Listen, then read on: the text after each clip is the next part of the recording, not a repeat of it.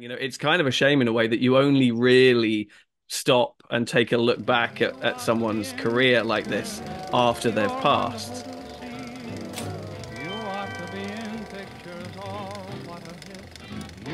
Yeah, it was sad to see. I saw on Twitter. I think I started seeing it coming up on Facebook, and then I saw CNN, and then Twitter. Kiefer Sutherland had Mm. announced with a heavy heart the passing of his 88-year-old father, Donald Sutherland.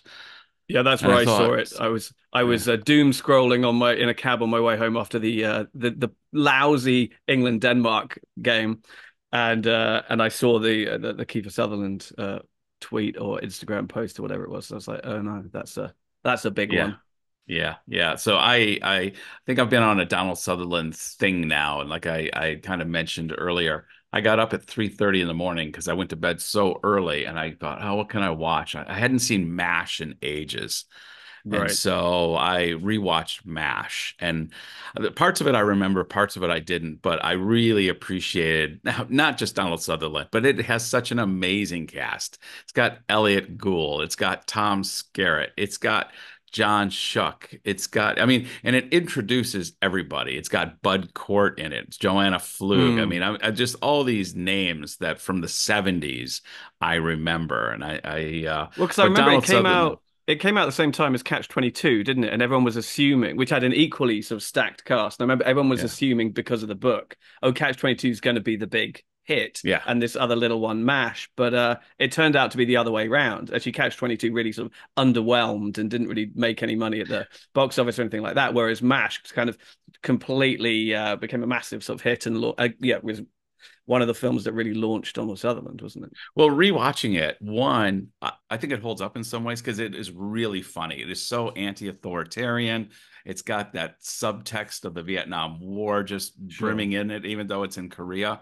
But the level of misogyny and the level of women are there for one thing only. And I'm just watching thinking 1970, this was okay. There's no way this movie could be made in 2024. Yeah, no, I mean, I think that's something that's a product of its time, and the casual racism, casual misogyny, things like that. They always take you by surprise when they pop up in Yeah, yeah, in like comedies, like mainstream yeah, comedies from like the 70s and 80s. You're like, whoa, okay, yeah. yeah, yeah. I forgot how You much could we've do evolved. that. I mean, Yeah, you can spin it the other way. You can see how far we've come in such a relatively short amount of time, where we've managed to sort of excise that kind of sort of casual derogatory humor from yes. our everyday lexicon.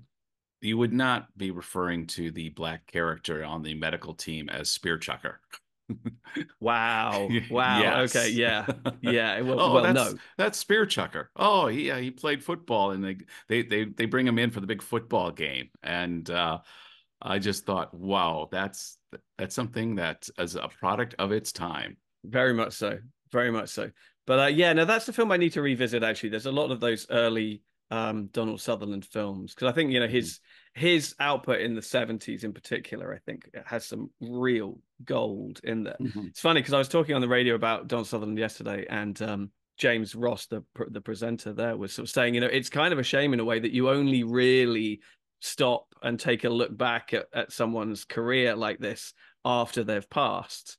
Yeah, And so you yeah. kind of feel a little bit sort of bad doing it. But I think in the case of Donald Sutherland, it really helps you take stock of the fact that he has made so many films. I mean, he's got about 200 credits on his It's yeah, IMDb, and obviously they are not all masterpieces of cinema no. by any stretch. But the fact that he started in the 60s and then continued working right up until basically last year almost, Yeah, yeah, because until he got sick almost. He never retired, and so he is relevant to so many generations, from the people who saw him in things like MASH and discovered him when he first came through in the 70s, to then the sort of the comedies like Animal House. He's a small part of Animal House, right? He's yeah. the sort of groovy professor who's having an Mhm. affair with Karen Allen, and that was seen as him branching out and attracting a new younger audience because it was Yeah, already a yeah. sort of more mature audience that he had attracted in the 70s. And then obviously to kids today, he's President Snow from the Hunger Games. Yeah, You yeah. know, he's still, you know, he was relevant to what's that, three, four generations of moviegoers, which is Yeah. pretty impressive. Yeah, I mean, for us here at the Hackman household, he played Mr. Bennett in the remake 2005 Pride and Prejudice with Keira Knightley. Oh yeah, of He course. he played the father. I mean, and that's a favorite here at the household. We love Pride and Prejudice. We love all things Jane Austen. And so Donald Sutherland, like you said, and that, it's hard to believe. I was thinking about that this morning.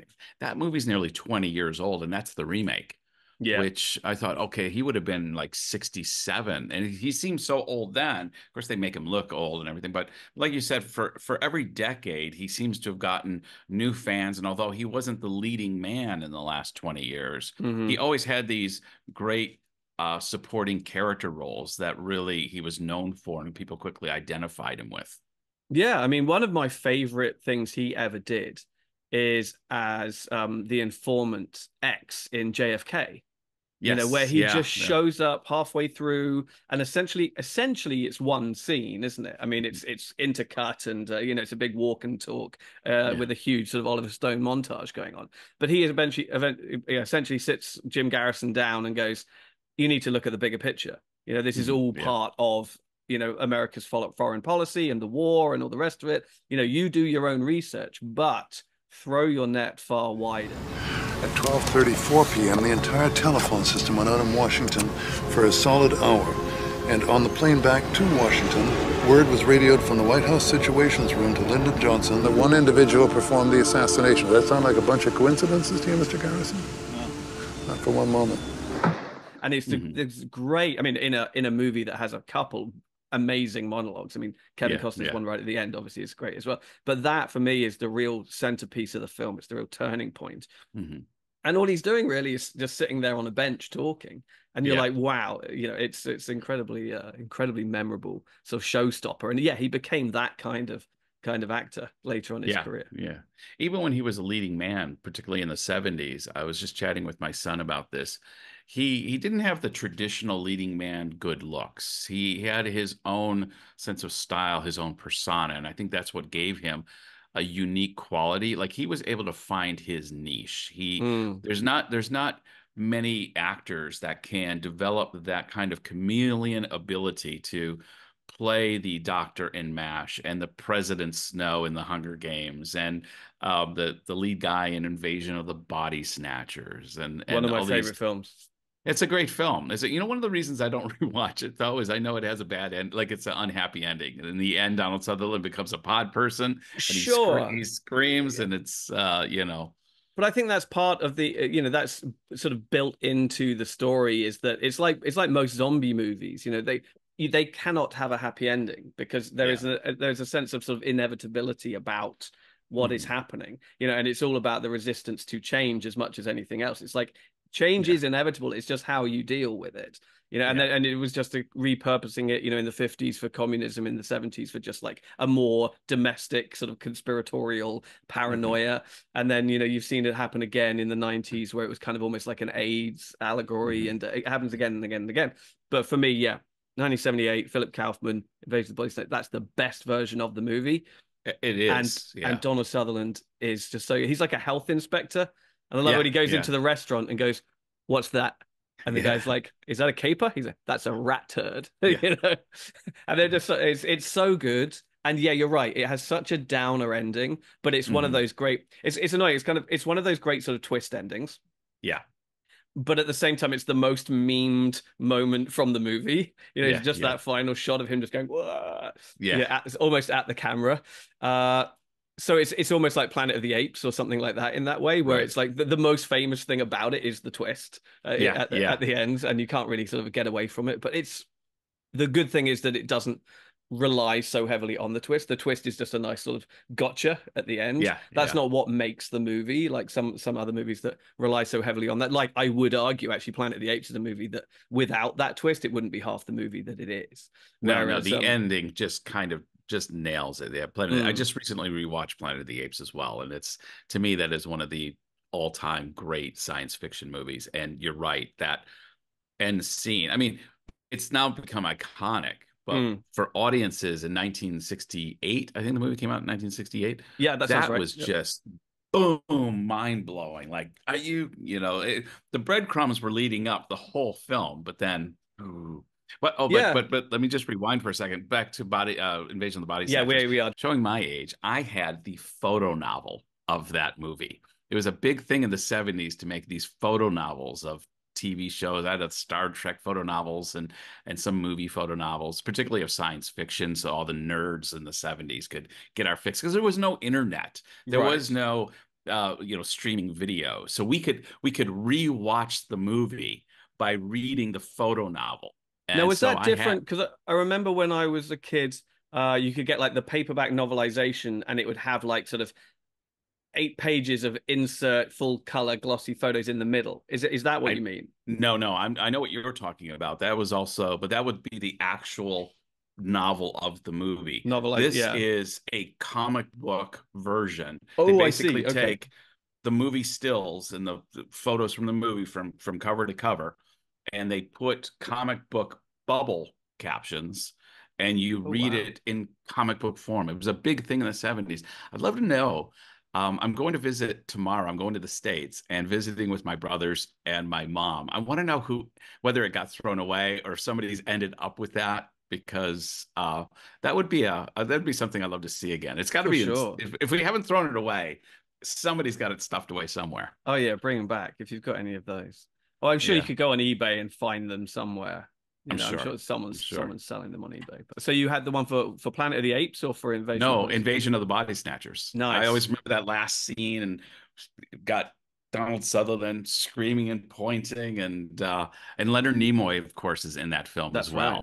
right. He was trying to shed himself of the Mr. Spock persona, which he eventually came to embrace. But in the late 70s, he was, I am not Spock. I do other things. And so he Oh was yeah, notably in that film as well. he's incredibly sinister in that movie. He's Yes. sort of Yeah. the intellectual. So I guess there's a Spock element to that, but spoilers for a 78 movie. He turns quite early on in the movie Yeah. and is the one who's essentially arguing the case for the body snatchers and sort of saying, Yeah. come on, you should be one of us, essentially. Yeah. Yeah. It's better. It doesn't hurt. I remember he kind of says it Yeah. doesn't hurt. You'll enjoy it kind of thing. It's Yeah. yeah. Yeah. Brilliant movie. Brilliant movie. And a great use of Amazing Grace played on the bagpipes in that film as Oh. well. It deserves a rewatch. I have seen it a number of times, but it's been quite a while, and so it Hmm. deserves a rewatch. I mean, the other big one from the 70s for me is Nicholas Roeg's Don't Look Now with Hmm. Donald Sutherland and Julie Christie. Have you not Yeah, I seen haven't it? seen that. No, I haven't seen that one. Oh, wow. That is a movie that I did when I was at university and I was studying film at university. There was a couple of films that we would come back to again and again and again and again Mhm. for different, looking at different elements of the craft. One was Blade Runner and this was back in the 90s. One was Blade Runner and one was Don't Look Now. Right. So essentially, it's the story of a couple. Their daughter drowns in the pond in the back garden in the opening scene, which is one of these great iconic sequences. And she's wearing a little red raincoat at the time. Hmm. And in order to sort of get over it, they go to Venice off season in the winter when no one's there and it's shrouded in fog. Where they're doing something to do with the restoration of a cathedral is what they do for a Okay. living, and so that's what they're doing. But but certainly begins to see this small red coated hooded figure kind of like in the Yeah. alleyways and across the canals through the fog, and he becomes sort of obsessed and haunted by this image that he thinks is sort of the spirit of his daughter or whatever. And I don't want to say any more than that about the Right. movie, but it's this really sort of intense, haunting kind of ghost story that takes place Oh, in okay. Venice as you've never seen Venice before, and Yeah. it's absolutely brilliant. It's really, really, really good.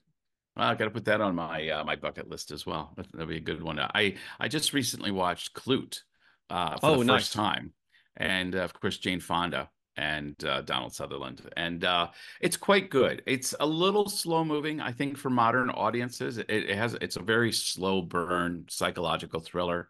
The funny thing is, it's named Klute, but the real star in the film is Jane Fonda. Jane Fonda, I think, actually won an Academy Award or was She did. nominated She for won. Yeah. this for that film.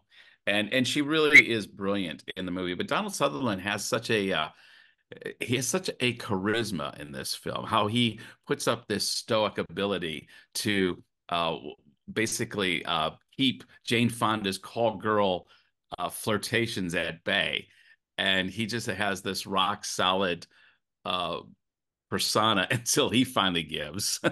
And of course they form a bit of a romance. But it is interesting too because the Klute is a time capsule to the period. I think it was made in 71. That sounds right. And there's all these references to drug use and not being a square, and women have all these the power, and there's a lot of feminist terminology that although I agree with it, you could see how they're just pushing back against the 1950s America. It's through this whole film. Like there's just little comments made that just really identify it as like 1971, using language we wouldn't really use anymore. But so it's kind of fun to watch some of these films through 2024 eyes. Like I mentioned, MASH. It was a little while since I've seen it, but if I remember, I mean, I think there was a bit of controversy at the time because of the way that it was presenting this central figure of a cool girl as anything other than just a hooker, essentially, and that she was a forward-thinking, positive woman. She wasn't forced into the way of life, right? It's her choice to do it. It's her choice. And she has her own agency, and she's intelligent. She knows what she's doing. She's in control of her destiny. And I think that that's what delighted some audiences, but at the same time sort of outraged the more conservative side of things. Yeah, there's some very erotic elements in there that still hold up pretty well. Nice. I'll have to rewatch it. I do have it. It's so Jane Fonda does a fantastic job. My wife was watching it, and she said, because my wife's watched a lot of Jane Fonda lately, particularly in her older years, and she said so it was really weird for her to hear the Jane Fonda voice coming out of this young, noble, young hooker sure. Jane Fonda, rather than this older, mature woman like she likes to watch on that TV show on Netflix she really enjoys, Grace and Frankie, or Frankie and Grace. The one with Lily Tomlin, is it? Yes, that one? Yeah, where they have both of their husbands became gay for one another, and it's like 4 or 5 seasons of this show. Do they sell weed it. or something like that? Isn't it something to do with drugs? I think, or do they just? I haven't watched it myself. She really enjoys it, and I don't think I've ever seen it, but of course, Donald Sutherland and Jane Fonda had an affair while making this movie. It was just going to touch on that. Yeah, I know he was married at the time. I'm not sure if she was, but it was quite a long going affair. It was a couple of years, I think. Yeah. They did a lot of activism work together too. He got him into the activism, the Vietnam War and all that. So one of the big, actually, there's a couple. What I've noticed in the last couple of days since the news is when I thought, oh, okay, yeah, I'm going to watch a couple of Donald Sutherland movies.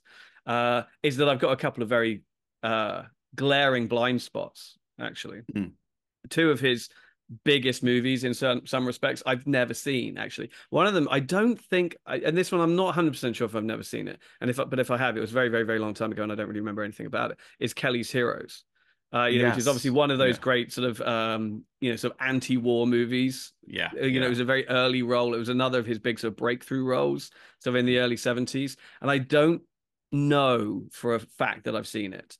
And actually, I almost watched it yesterday because it was on sort of, I could rent it on iTunes for like $28 Hong Kong. And so I was almost about to do it, and then I was like, well, I should make some food first. And by the time I made some dinner and sat down, I was like, I don't want to watch a 2.5-hour World War II movie now, and I watched something ridiculous instead. The other big one, and I know that we will get to it because it's in our Every Best Picture series, is I've never seen Ordinary People.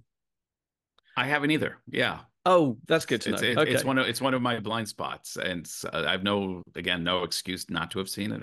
I think it's the most recent Best Picture winner that I've never seen, and so I was I had an idea actually yesterday, but I knew that you were kind of busy and wouldn't be able to do it short notice, because I was always tempted to say, hey, why don't we watch Ordinary People and do like our Every Best Picture show for Ordinary People now?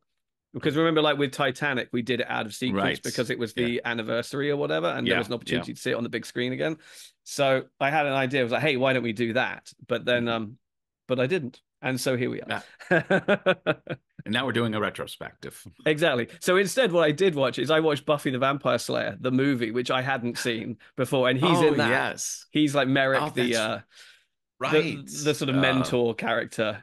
Yeah. He's the Yeah. Obi-Wan Kenobi in that movie. Christy Swanson's in that, and The the cast guy, is insane. The cast yeah, is crazy, actually. the guy from Beverly Hills 90210 that passed Luke away. Perry, Luke Perry, yes. yeah. Paul Rubens, Pee Wee Herman is in it. Yes, Rutger he's in it. Hauer is in it. Yeah, he plays the baddie vampire. Yeah, Yeah, there's kind of like a little cadre. David Arquette is a vampire in that. Hilary Swank is like one of her friends in it. yes. There's a blink and you'll miss him Ben Affleck as a Oh, rival school basketball player who has one line and isn't even in the credits at the end of the movie, but he's on IMDb as uncredited. And you're like, wow, there's like a sort of 16-year-old yes. Ben Affleck. So I mean, the movie's not very good, but It's not. But I did have a bit of a crush on Christy Swanson because of it. So sure, yeah. I mean, yeah, yeah. sure, why not? I mean, Yeah, on X, it was Kiefer Sutherland announced the passing of his dad, and I just realized the legacy that you have when you have, these acting. You got Kirk Douglas and Michael Douglas, and you got Lloyd Bridges and the Bridges brothers, Bo Bridges and Jeff Bridges, and so then when you see somebody from that era, Donald Sutherland, kind of pass the torch, and obviously Kiefer Sutherland in his own right has become quite a movie star. It says something, and I realized watching MASH earlier this morning that the young Donald Sutherland, that 30-year-old Donald Sutherland, looks so much like Kiefer Sutherland. I didn't realize how much they really emulate one another, because a lot of Donald Sutherland that I've seen recently is old Donald Sutherland. sure. Pride and Prejudice and beyond. And so going back and seeing these young 70s era Donald Sutherland roles again, I was taken by how much he looks like Kiefer, or how much Kiefer looks like his dad. For sure. Yeah, that way. Yeah. Yeah, I mean, it is sort of obviously relatively rare to see. I mean, I think you named it with Kirk Douglas and Michael Douglas. Uh, two generations of actors who have been arguably just as famous as each other. I mean, I would say, Kiefer has certainly got the star power that his father had, if not perhaps the range, maybe. And I was saying this yesterday as well, that I think I probably found Donald Sutherland through Kiefer Sutherland, actually, originally. Okay. Because, when I was first sort of getting into films and paying attention to them as a kid, Kiefer Sutherland was the one who was everywhere, in The Lost Boys or Stand By Me or Flatliners or Young Guns or, those kind of movies were the movies I was watching when I was like sort of 12, 13. And, and so I'm pretty sure I then found out, his dad is a movie star as well.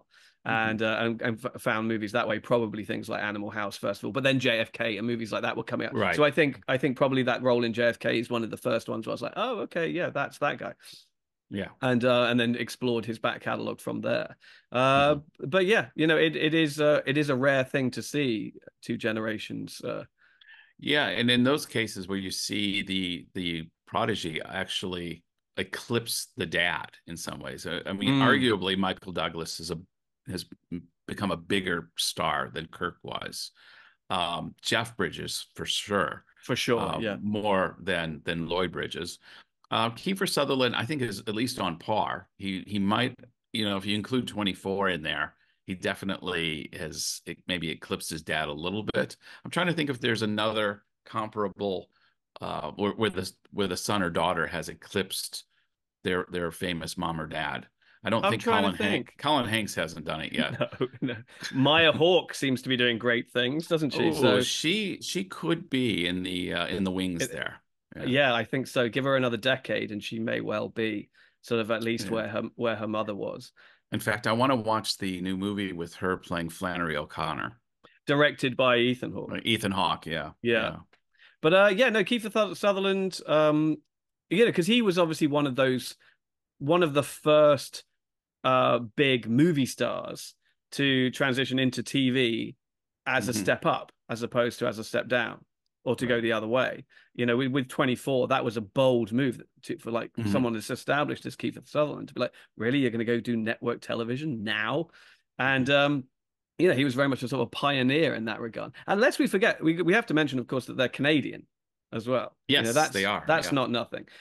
Just to name drop very quickly, I've interviewed Kiefer Sutherland. I've met him and talked to Oh, him, okay. and he was absolutely delightful and as charming and as self-effacing and polite as a Canadian could Yeah. possibly be. I mean, he got me immediately because I walked in and said hello, and he immediately stood up and said, "Hello, my name's Kiefer." Which Yeah. people of that stature don't need to introduce themselves. I mean, I'm there to meet and Right. talk to him, but he's still sort of just off the cuff, just a hi, I'm Kiefer, and I was just Yeah. like, yeah, that's cool. Okay, I like where your ego is at or not at Yeah. right there, and we had a good laugh actually because it was right in the midst of 24. It was at the time of one of the later seasons, but when it was really in the news about the depictions of torture Oh, in yes. 24 Yeah. as an interrogation tactic. Hmm. Heightened interrogation, I think, was the word being bandied around by the U.S. military. Yeah. And I said to him, I was like, this is something that I don't see mentioned enough, is that sort of your character Jack Bauer is kind of sort of the poster child for Homeland Security, if you like, but you're Canadian. and Yeah. he had a good chuckle and he was like, yeah, me and my mum actually laugh about that all the time. And I was like, okay, cool. Okay, I Yeah. got you Yeah. there. Okay, well, let's just, as we end this, what would you say do you have a favorite Donald Sutherland movie? I don't feel, looking at his filmography, I'm humbled by how much I haven't seen. So I'm hesitant in my limited capacity. Obviously, I've seen him over the years in many, many things. If I had to say something off the cuff, though, Mm, either MASH or Pride and Prejudice. I mean, he didn't star in Pride and Prejudice, but he right. has some wonderful scenes as the father, giving a lot of wisdom. And if you're familiar with the story, just how Oh, sure. yeah. And so He's got the we five just find, daughters that he wants to marry off yes, and all that. Yeah. yes, yeah. He's just, whenever I see him sitting in that chair just reading and all this chaos is going on around him and he's just in his own world, I'm thinking, yeah, he's a 7 on the Enneagram, just like me. Just the whole world is out there in chaos, and I can create my own little sanctuary right here. So yeah, Pride and Prejudice, or just rewatching MASH. I love that smart ass humor. It never gets Mm, old for me. And so watching him and Elliot Gould basically take on the US military's regulations and the stiff, I was going to say the stiff upper lip. That's the British, that the is. American military establishment, uh, playing golf. I mean, it's a delightful film. He does it so well. And it really, I think that was the film that made him a leading man star.